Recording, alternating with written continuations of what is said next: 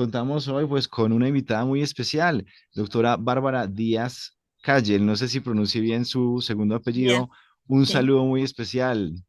Muchas gracias. Encantada de estar aquí. Perfecto, doctora Bárbara. Bueno, les presento así brevemente, digamos, un currículo muy amplio, académico, profesional, investigativo. La doctora Bárbara Díaz es licenciada en Ciencias de la Educación por la Universidad de la República en Uruguay, es máster en Historia y también doctora en Historia por la Universidad de Navarra en España. Se ha desempeñado en importantes instituciones educativas, entre ellas la Universidad de los Andes en Chile, entiendo, y Sí, también tiene pues abundantes artículos y libros, sobre todo relacionados con historia, ¿no? Pues que es su campo. Y bueno, entonces, doctora Bárbara, si me permite, bueno, usted tiene, se fue después de estudiar ciencias de la educación, se fue por el lado de la historia, ¿no? Un máster y un doctorado en historia. ¿De dónde viene un poquito ese interés ujú. por la historia? Sí, en verdad, lo primero, mi carrera primera fue de profesora de educación media en historia, eh, que lo hice antes de ciencias de la educación. Lo que pasa es que en Uruguay esa carrera no es universitaria, tiene nivel universitario, pero no está reconocida como universitaria, y por eso después hice la licenciatura.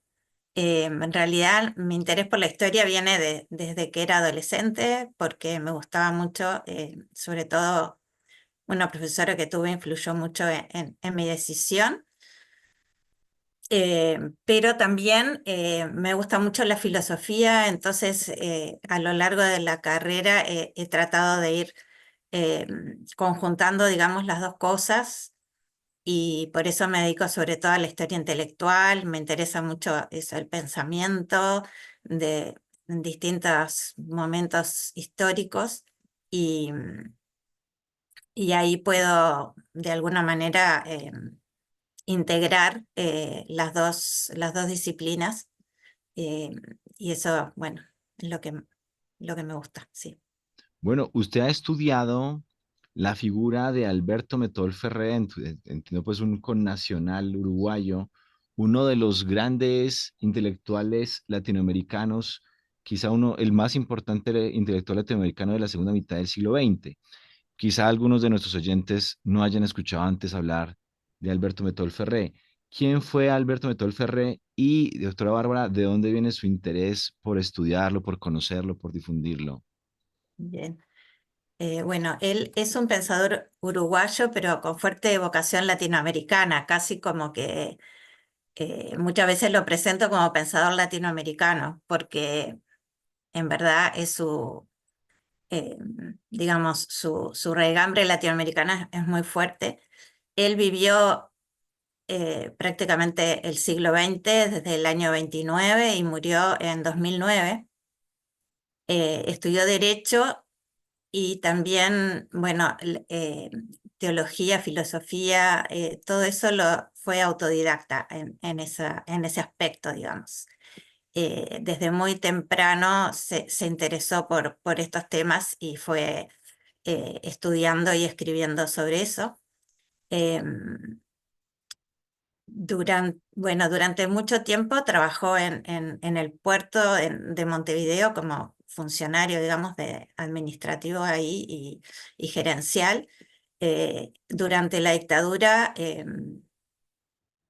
tuvo que, eh, bueno,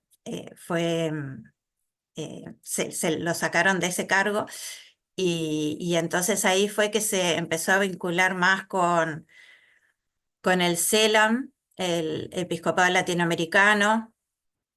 eh, Empezó a trabajar allí, y ahí fue conociendo muchos países latinoamericanos porque tuvo que viajar por muchos lados, y, y bueno, y tuvo un papel bastante importante allí, redactando documentos, participando en distintas conferencias, jornadas, ¿no? Y de esa manera pudo ir afianzando su pensamiento y a la vez difundiéndolo.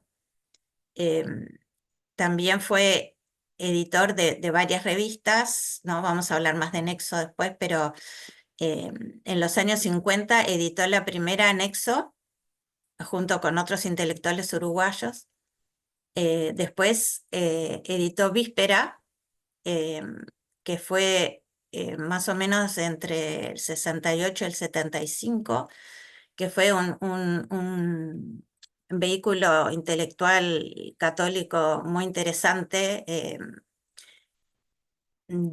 digamos, luego de la conferencia de Medellín, y bueno, fue cerrada también con la dictadura. Y allí muchos intelectuales latinoamericanos intervenían, tenía también una vasta difusión en los ambientes intelectuales católicos de Latinoamérica en general. Y bueno, yo diría que es un intelectual difícil de definir en un género específico porque abordó muchos temas, ¿no? Que van eso desde filosofía a la teología, de la historia a la política, también tuvo participación política activa en algunos momentos de su vida. Es decir, que es un personaje así como bastante universal, digamos, en sus conocimientos y en sus aportes también. Detengámonos un poquito en la revista Nexo, ¿no? Que fue, digamos, una de las creaciones y de los proyectos editoriales de Alberto Metol Ferré. ¿De dónde surgió, digamos, esta idea, ¿no? ¿Cuál era la finalidad de la revista? Bueno, es una revista que ellos mismos dicen al servicio de la cultura latinoamericana. Es interesante el nombre, ¿verdad? Pienso que eh, el nombre dice mucho porque su aspiración es unir a través de la cultura a los pueblos que conforman América Latina. Nace en el año 83, para Uruguay, por ejemplo, es un año interesante porque estamos justo a las puertas de la recuperación democrática. Ya había pasado eso en Argentina, de hecho la revista tiene mucho contacto con Argentina para su edición, eh, y también a nivel de la iglesia. Llega luego de la conferencia de Puebla, que para Metol también es un hito muy importante, porque se recupera bastante la idea de la cultura popular, de la preservación y del estudio de las culturas latinoamericanas y de la religiosidad popular. Eh, entonces, bueno, es una revista de inspiración cristiana católica, dice el mismo editorial eh, del primer número, y dice: participa en lo que creemos un resurgimiento religioso latinoamericano que comienza a desplegarse desde el Vaticano II y que entre nosotros toma sus primeras figuras en Medellín y Puebla.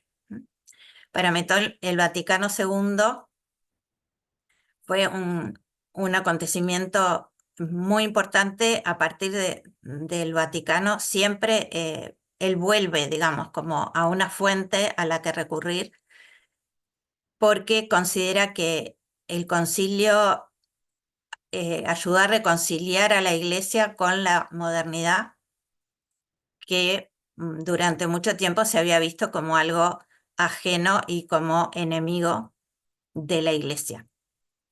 Y el Vaticano II, dice Metol, logra recuperar lo mejor de la modernidad, tanto de la modernidad entendida, digamos, políticamente, como de la modernidad religiosa, por ejemplo, la Reforma Protestante. Dice que en el Vaticano II, por ejemplo, se recupera la noción del sacerdocio común de los fieles, y por eso el protagonismo de los laicos en la iglesia, y que eso era algo que en la iglesia católica se había como abandonado un poco, en parte para contrarrestar la influencia protestante, ¿no? Pero que era algo, una verdad, digamos, de fe que había que recuperar. Y en el caso, en otro sentido, también, digamos, la el hecho de que la Iglesia recupere, por ejemplo, todos los temas que tienen que ver con los derechos, con la libertad religiosa, eh, también ayuda a reconciliar a la Iglesia con ese mundo moderno y que ya no lo ve ajeno, sino que está inmersa en ese mundo. Uno de los grandes amores de Metol Ferré, además de la iglesia, ¿cierto? Fue América Latina. ¿Cómo entendía él América Latina, no? Porque quizá alguno diga, pues América Latina es simplemente un territorio donde hay diferentes países que no tienen nada en común, ¿no? Pero creo que esa no era la idea de Metol Ferré. Sí, para Metol, bueno, América Latina es un pueblo, ¿no? Y la categoría pueblo es muy importante. Metol también va a ser muy importante en el Papa Francisco, ¿no? Que se puede aplicar tanto por ejemplo, a América Latina como también a la Iglesia, ¿no? La Iglesia como pueblo de Dios. En el caso de América Latina, él dice, bueno, es una comunidad de pueblos fundada en el mestizaje racial y cultural. Él dice, América Latina empieza como tal a partir de Colón, cuando se va descubriendo de a poco ese nuevo territorio y a la vez se va produciendo el mestizaje racial primero y después cultural. Eh, las independencias desgajan esa unidad, pero eh, la utopía, digamos, es la integración, ¿no? Por ejemplo, bueno, él confió mucho en el proyecto del Mercosur en los años 90. Pensaba que sí, esa unión de Argentina y Brasil, que son los más, digamos, potentes dentro de, quitando a México, ¿no? Pero en el sur, Argentina, como que era muy importante que Argentina y Brasil tuvieran cosas en común para después agrupar a los demás países. Eh, bueno, hoy día parece que, bueno, que estamos lejos de esa integración, ¿no? Pero bueno, siempre fue digamos, un interés prioritario que lo llevó también a, por ejemplo, estudiar mucho la geopolítica y ver la importancia de los grandes estados para el futuro, ¿no? Que él veía como que la historia se encamina a formar grandes bloques y que América Latina entonces también desde el punto de vista geopolítico sería muy positivo que entrara en un camino fuerte de integración. Metol consideraba, usted ya lo mencionaba ahora, que la evangelización del siglo XVI es la que funda América Latina a través de la cultura barroca. ¿Nos podría desarrollar un poquito más esta idea? ¿A qué nos referimos con esta cultura barroca que más que un estilo artístico sería como una forma cultural, un modo de vida, ¿no? Sí, justamente el barroco ha sido bastante despreciado por ciertas corrientes. Eh, Porque, bueno, desde el punto de vista artístico se lo ve como algo súper sobrecargado, ¿no? Como que frente al Renacimiento parece que la racionalidad ahí ya no existe, ¿no? Y justamente la riqueza de la cultura barroca es esa posibilidad de integrar eh, elementos diferentes, tanto en las artes plásticas como en la literatura como en la cultura material. Y, y bueno, casi todos los países de América tienen ese fondo barroco que se puede ver, bueno, por ejemplo, eh, en el arte de esa época, ¿no? En las artes plásticas, en las iglesias, en las esculturas o pinturas, cómo se ponen en conjunción elementos europeos con elementos americanos, con elementos de las culturas indígenas. En ese sentido, me gustaría nombrar a una gran investigadora de estos temas, que es Isabel Cruz, una profesora de Historia del Arte chilena, que ha trabajado mucho estos temas. Por ejemplo, tiene una obra que se llama La Fiesta, en la que estudia la importancia de las fiestas populares que en muchos países de América siguen existiendo y que son tan importantes para mantener la religiosidad también como un factor de unión de las comunidades. Eh, y entonces lo que dice Metol es que en el siglo XVI, cuando se evangelizan a los pueblos indígenas, se, se produce este mestizaje cultural que es posible por la cultura barroca, justamente, porque la cultura barroca se abre a distintas influencias. Y, y por eso es tan rica la cultura latinoamericana, ¿no? Es lo que más o menos diría Metol sobre esto. En la mirada de Alberto Metol Ferré, ¿qué papel tiene la dimensión religiosa en la comprensión de América Latina? ¿La religión, la piedad popular tiene algún papel en esta para poder entender América Latina?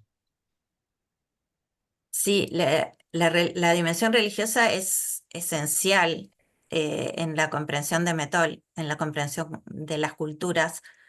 En ese sentido, reivindica la religiosidad popular. Ve cómo en la conferencia de Puebla en el año 79, eh, Juan Pablo II justamente hace esa reivindicación de la religiosidad popular y, y ve cómo se puede utilizar o contar, mejor dicho, con esa religiosidad popular para profundizar en la evangelización. También en este punto también es súper interesante la comparación con el Papa, que también ve en esa religiosidad popular elementos muy valiosos de los pueblos americanos. Por ejemplo, cómo consideran la consideración de la vida y la muerte, del sufrimiento, la maternidad de María, ¿no? Todas esas cosas como son parte como muy del corazón, digamos, de los pueblos latinoamericanos, sobre todo de aquellos que fueron más permeados por esta cultura barroca, ¿no? A la vez lo que dice Metol es que, bueno, ciertas corrientes modernizadoras quisieron borrar eh, esa religiosidad. Metol habla de como una decisión entre élite y pueblo, una élite modernizadora más europeizante o eh, más propensa también a a la influencia de Estados Unidos, eh, que considera que la cultura popular es un signo de retraso y que hay que superarla, ¿no? Eh, También se opone a la teología de la liberación, que también desde otro punto de vista también rechaza, digamos, las culturas populares en beneficio de lo que sería un cristianismo adulto, eh, bueno, analizara más desde el punto de vista marxista los problemas sociales de América Latina. Y Metol se ascribe más a la teología de la cultura o teología del pueblo, que también nace por ahí por los años 60, 70 y tiene su punto culminante en Puebla. Bueno, a partir del teólogo Lucio Gera, argentino, y bueno, Metol hace muchos aportes desde esa perspectiva. Entiendo, por lo que le he leído, doctora Bárbara, que Metol Ferré veía con ojos críticos los procesos de independencia, no tanto en sí mismos, sino por los fraccionamientos que dieron lugar, ¿no? Más de 20 países, em, Entonces, afirmaba que estos procesos de independencia, o más bien este fraccionamiento, generó nuevas dependencias, ¿no? Y que fue, digamos, un punto crítico para Latinoamérica. ¿A qué se refería con esto? Sí, él decía que, bueno, no es el único, ¿no? Hay otros historiadores que también dicen lo mismo, que con la independencia em, lo que se crean son especies de polis, que serían básicamente los puertos de América Latina, especies de ciudades-estado que dominan un territorio más o menos grande y que son, digamos, subyugadas por el Imperio Británico muy fácilmente porque a través del puerto como que pueden penetrar, digamos, hacia el interior de los países. Desconozco un poco lo que pasó en Colombia, pero bueno, más en el cono sur sería el caso, por ejemplo, de Buenos Aires, de Valparaíso, de El Callao, de Montevideo, ¿no? Eh, que, que son esas polis muy abiertas a la influencia europea, en particular en el siglo XIX británica y después en el norteamericana, ¿no? Eh, y entonces él lo que ve es que esa independencia en realidad dio lugar a una nueva dependencia del capital británico, después del capital norteamericano, eh, y también nuevas dependencias en lo cultural, que a él le interesa mucho esa parte. Eh, Primero, por ejemplo, el liberalismo, el positivismo en el siglo XIX, después el desarrollismo de la CEPAL y algunos economistas, ¿no? que también querían como forzar ese paso de la sociedad tradicional a la moderna, dejando de lado todo lo anterior, ¿no? Estableciéndose como un corte entre eh, la historia anterior y lo que venía después, ¿no? Que sería el mundo desarrollado similar al desarrollo que estaban teniendo los países centrales, digamos. Entonces, todo eso, él veía esas dependencias, ¿no? Económicas y culturales de los países latinoamericanos. Y esta ruptura, digamos, o esta escuchar las ideas extranjeras en filosofía, en economía, y negar un poco la propia historia, la propia cultura, era, digamos, un elemento trágico para Latinoamérica, ¿no? No le dejaba conectar con su propia tradición, con su propia historia, ¿verdad? Sí, exactamente. Que si estudiamos un poco como la historia del pensamiento latinoamericano, vemos como al comienzo de la vida independiente de los países hay una negación o una voluntad de negar todo lo hispánico como malo, como, bueno, como somos descendientes de los hispanos, somos atrasados, ¿no? No somos como los ingleses, ¿no? O como la cultura francesa, ¿no? En esa época. Eh, y, pero después, bueno, al final del 19, principios del 20, aparece, por ejemplo, Rodó y toda una corriente arielista, ¿no?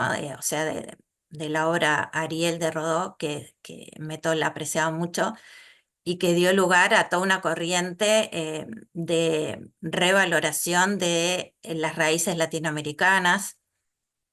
También ahí está Martí, por ejemplo, ¿no? Y muchos autores de los primeros años del siglo XX. A Metol también le interesa mucho esa coyuntura, digamos, ¿no? En que, sobre todo por la creciente influencia de Estados Unidos, se empieza a dar en América Latina un cambio y una vuelta a mirar sus raíces y a buscar también elementos de unión. eh, es interesante también que no solo entre los países de habla hispana, sino de habla española, sino también con Brasil, ¿no? En paralelo a lo que también pasaba entre España y Portugal en esa época. Metol también habla de eso, ¿no? Es interesante porque a veces no conocemos tanto al detalle, ¿no? En la evolución de esa cultura de la península ibérica, pero también hubo un intento, digamos, de buscar raíces comunes en la península. Y lo mismo pasa en América Latina en los primeros años del 20, ¿no? Del siglo XX. Se dice que la religiosidad popular es el verdadero tesoro de la iglesia, en particular de la latinoamericana. ¿Qué se quiere decir con esto, no? Que la piedad o la religiosidad popular es el tesoro de Latinoamérica. Bueno, yo creo que es como el sensus fidelium del que habla Francisco, ¿no? El sentido de fe de los fieles. Eh, se ve en la religiosidad popular cómo la evangelización permeó todas las capas de la sociedad y cómo en América se manifiesta, ¿no? Con una gran riqueza de imágenes, festividades, cantos, etcétera, ¿no? Eh, Pensando en manifestaciones, ¿no? En Chile, por ejemplo, que, bueno, yo viví 11 años en Chile, trabajé en la Universidad de los Andes, em, y allí, por ejemplo, hay una fiesta que es la de Quasimodo, que es el domingo siguiente a la Pascua, que comenzó porque ese día era tradicional llevar la comunión a los enfermos y a las personas impedidas que no podían ir a la iglesia para que cumplieran el precepto pascual. Y a partir de ahí empezaron a desarrollar una festividad muy bonita que consiste en que van carros, carretas o tiradas por caballos, todo adornado, donde llevan al Santísimo para ir a darlo a todas estas personas. Y bueno, y acompañan con cantos, con otros guasos a caballo, ¿no? Los guasos son como el personaje típico del campo chileno. Em, También está, por ejemplo, la festividad de la Tirana, que es una festividad de la Virgen que se celebra el Día de la Virgen del Carmen en el norte de Chile, y los bailes que se hacen en esa ocasión, ¿no? Son bien, digamos, muestran bien el mestizaje cultural, usan unas máscaras que son eh, tienen como reminiscencias más bien indígenas, ¿no? Pero a la vez le están haciendo ese baile a la Virgen, ¿no? Y todavía hoy en esas zonas es como un honor poder bailarle a la Virgen en ese día, ¿no? Entonces, todo eso me parece que es como muy rico y a partir de ahí se puede como profundizar en la evangelización. Eh, en este sentido, Uruguay es bastante particular porque no tuvo cultura barroca, ya que la colonización propiamente empieza en el siglo XVIII, cuando ya la cultura barroca está en decadencia y comienza la Ilustración. Entonces, nuestro bagaje cultural empieza con la Ilustración prácticamente, y por eso las manifestaciones de religiosidad popular no son no son antiguas, digamos, ¿no? Y tampoco tienen tanto valor quizá, ¿no? Pero en la mayoría de los países de Latinoamérica sí. Metol Ferré, como lo mencionábamos, soñaba con una patria grande, ¿no? La patria grande latinoamericana, la integración de América Latina. Podemos, digamos, detenernos un poquito en esta idea. ¿A qué se refería, no? ¿Cuáles eran esos proyectos de integración por los que apostaba? Ujú. Bueno, en primer lugar, consideraba que la integración debía ser primero cultural, ¿no? Primero de los pueblos. eh, y después podría venir la integración económica. Y bueno, y luchó por eso a través de sus escritos, también de su enseñanza, ¿no? De su enseñanza, este, tanto a nivel universitario, también en la escuela diplomática, ¿no? Eso no lo había mencionado. Em, bueno, por ahí fue creando una cantidad de discípulos, ¿no? De personas que compartían sus ideas. Y también luchó por eso a nivel político desde diversos lugares, ¿no? La- la- los vaivenes políticos de Metol son, para el que no lo conoce, digamos, a fondo, son un poco, no sé, como increíbles, diría yo, porque él tiene una matriz, digamos, bueno, del Partido Blanco uruguayo, concreto de Luis Alberto Herrera, que le influye mucho porque él también hablaba mucho de estos temas de América Latina y denunciaba digamos, la intromisión de los países europeos. Todo eso le influye mucho para su concepción histórica. Después, cuando se forma el Frente Amplio en el año 71, él es uno de los referentes, digamos, eh, intelectuales de esta nueva fuerza política. Luego se aleja del Frente Amplio y se une otra vez al Partido Blanco en el momento en que se desarrolla todo el tema del Mercosur y todo eso. Ahí él tiene un papel importante. Y después, al final de su vida, otra vez se va al Frente Amplio y me acuerdo que de hablar con colegas o con gente que quizás no conocía tanto sus escritos, ¿no? Que me decían, pero no puedo creer que Metol se va de nuevo al Frente Amplio, o sea, como que no entendían sus vaivenes. Y para mí, o sea, lo que hizo era totalmente lógico de acuerdo a sus ideas, ¿no? Porque él buscaba el proyecto político más afín a la integración de América Latina. Y el proyecto más afín en ese momento, en el último momento digamos, los últimos años de su vida, era el proyecto del Frente Amplio. Entonces se vuelve a unir al Frente Amplio y bueno, eso fue justo sí, antes de morir, porque muere en el 2009. Una pregunta más para usted.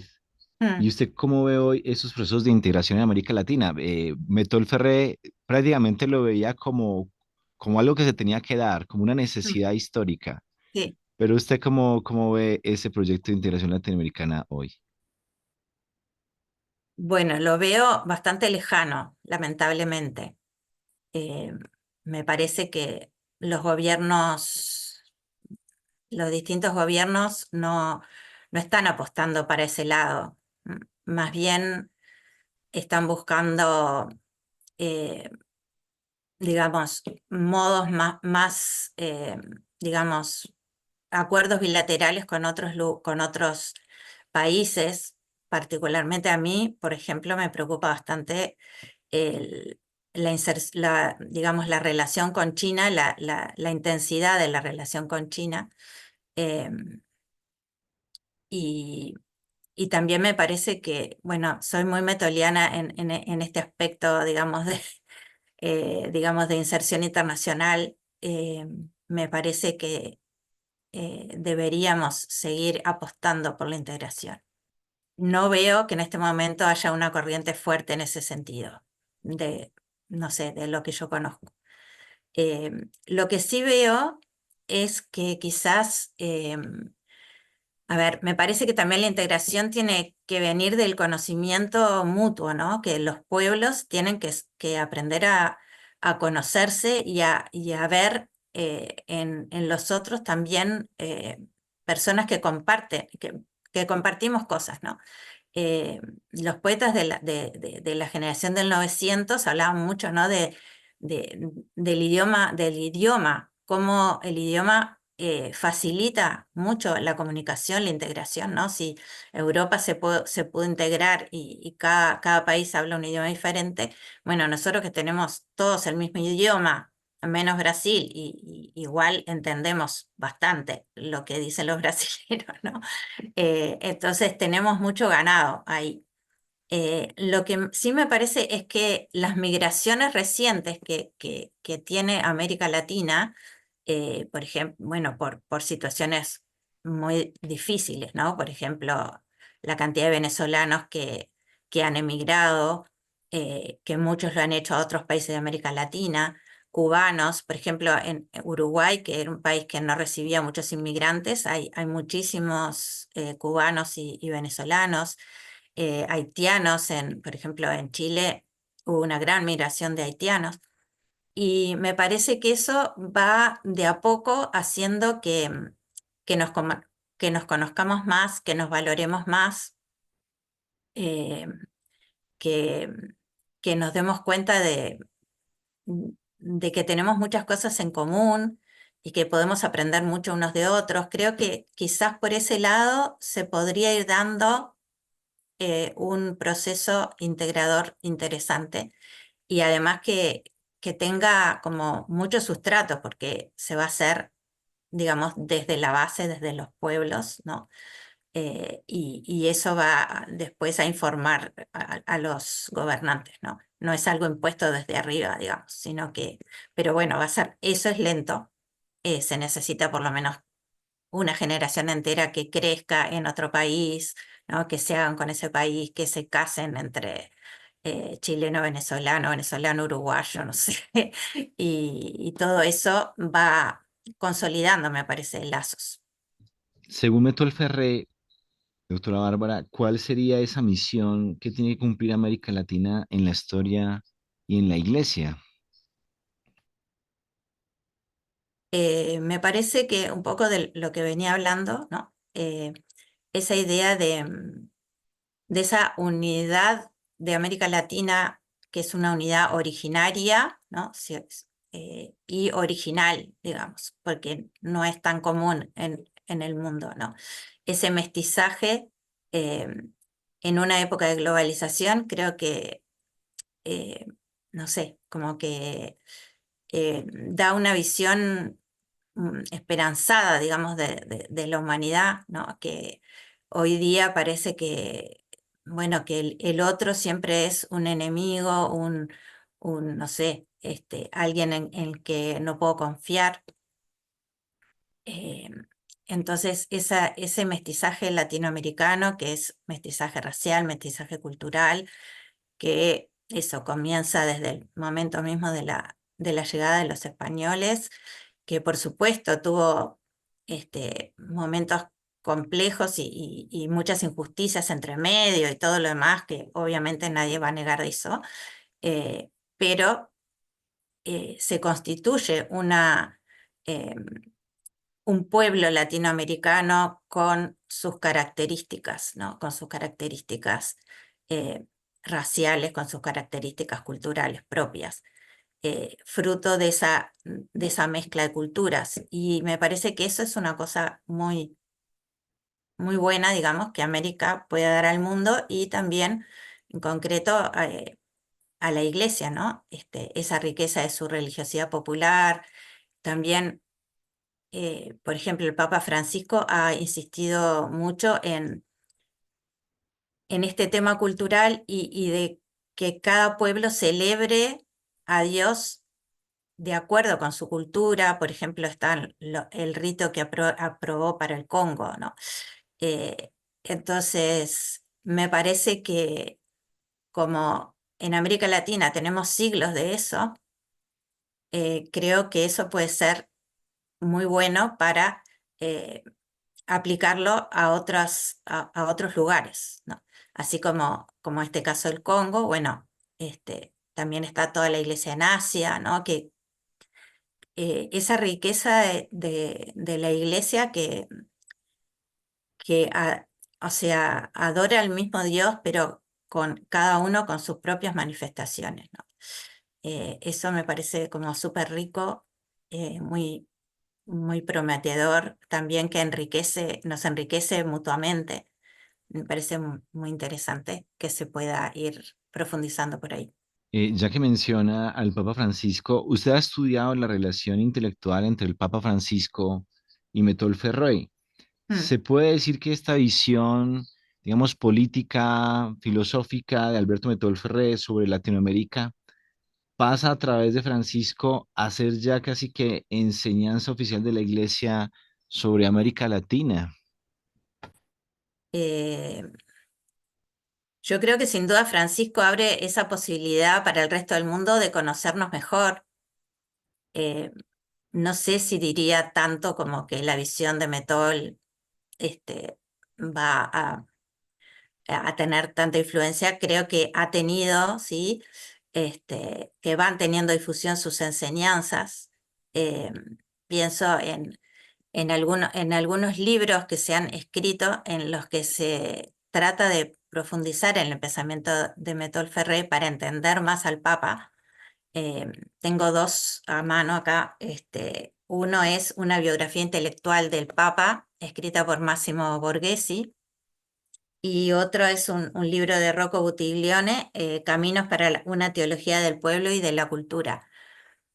Los dos, bueno, los dos son italianos, también hay más influencia, digamos, de Metol a nivel europeo en Italia. Supongo que porque Metol trabajó mucho también al servicio de algunos dicasterios de la curia romana.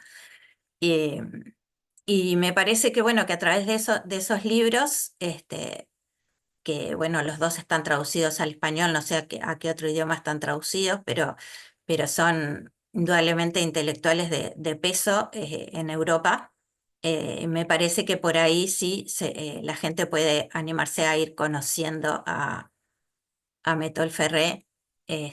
Y también, bueno, como sigo un poco, digamos, lo que se va escribiendo a nivel general, veo bueno, que hay gente de distintos países que están interesados en el pensamiento de Metol, que están escribiendo o que lo citan y todo eso. El olvido de la tradición lleva a una pérdida de identidad, ¿no? Y estamos en un mundo marcado por una globalización que tiende a la esfera, ¿no? A Sí. homogeneizar todo, ¿no? ¿Qué deberíamos hacer para recuperar nosotros como latinoamericanos el sentido histórico, para renovar la tradición, para renovar el barroco como sustrato de nuestra cultura latinoamericana? Em, bueno, creo que hay que, a ver, recuperar la tradición a través de, no sé, la enseñanza de la historia, a través de distintas acciones culturales que se pueden hacer, em, pero para seguir adelante, porque lo contrario sería un tradicionalismo, ¿no? Querer vivir hoy en el barroco, como que no. Eh, pero la tradición es lo que se entrega, ¿no? De ahí viene la palabra. Entonces, tenemos que agradecer ese don que se nos entregó y para agradecerlo tenemos que conocerlo. Si no lo conocemos, no lo vamos a agradecer. Entonces, me parece que falta mucho en el sentido de conocer ese don de la cultura latinoamericana, eh, y a la vez ese compromiso por mejorarlo, ¿no? Por hacerlo, ¿no? Es como la parábola de los talentos, ¿no? Hacer rendir ese regalo que hemos recibido, y promover ese conocimiento mutuo que se puede dar de muchas maneras, ¿no? Yo recién hablaba de las migraciones, pero también, no sé, podría ser a nivel de, por ejemplo, de las universidades, de mayor intercambio, de estudiantes, de profesores. Me parece que también es una manera muy buena de, de conocerse, ¿no? De conocerse, apreciarse y conocer la propia identidad latinoamericana y tratar eh, bueno, de trabajar con ella, ¿no? De verla como una riqueza que hay que explotar, todavía nos falta mucho. Bueno, en esta misma línea quizá me estoy repitiendo con la pregunta. A veces pensamos que esta integración latinoamericana puede ser una cuestión de políticos, de Mm. tratados comerciales, pero bueno, ¿qué podemos hacer, digamos, los ciudadanos corrientes, ¿no? El ciudadano de a pie para buscar y promover esta unidad latinoamericana, esta patria grande latinoamericana? Sí, como decía, me parece que lo que podemos hacer los ciudadanos corrientes es estar abiertos al- a conocer al otro, que como hoy lo podemos conocer más fácilmente porque tenemos, por ejemplo, el tema migratorio, ¿no? Eh, También lo podemos conocer más por los viajes y todo eso, que hay muchos más viajes que antes. Pero a veces cuando uno va como turista es como que no se integra, bueno, porque va de paso, entonces es difícil integrarse. Si hubiera más, por ejemplo, intercambio de, no sé, acciones de voluntariado, por ejemplo, de un grupo de personas de un país que vayan a otro a ayudar en alguna cosa, o colaboraciones a nivel académico. Me parece que todo eso puede ayudar, ¿no? Que lo pueden hacer las personas corrientes, digamos. em, y bueno, interesarnos, ¿no? Por los otros, ¿no? Por su cultura, por sus riquezas, leer su literatura, eh, apreciar a sus pintores, a sus escultores, no sé. Creo que es un trabajo, digamos, que bueno, que todos deberíamos ir haciendo, ¿no? Acompañados por, no sé, propuestas educativas, por ejemplo, que vayan en ese sentido, ¿no? Me parece que quizás las propuestas educativas hoy día van más en el sentido de prepararse para el mundo globalizado, ¿no? Este, y no hacen tanto hincapié en, por ejemplo, las riquezas culturales de nuestros pueblos. Doctora Bárbara, pues yo le quedo muy, muy agradecido. Créeme que he aprendido mucho y yo mismo seré uno de los oyentes de este podcast para escucharla una y otra vez. Y me quedo pues yo con muchos deseos de hacer un segundo programa, ya no tan enfocado en Alberto Metol Ferrer, sino quizá un poco más enfocado en el Papa Francisco y su Ujú. visión de Latinoamérica, sabiendo pues que el Papa Francisco bebe muchísimo de Alberto Metol Ferrer. Buenísimo. Bueno, yo estoy también muy agradecida a ti y bueno, a los que me vayan a escuchar y también ojalá me gustaría recibir también retroalimentación bueno, para ir mejorando también y comunicando lo que la gente necesita conocer. Perfecto, doctora Bárbara, pues ya tenemos que cerrar nuestro episodio, pero nuevamente muchas, muchas gracias por su tiempo, por su disponibilidad para ajustarse, digamos, a nuestros horarios aquí del estudio de radio. Y bueno, un saludo muy especial para nuestro país hermano Uruguay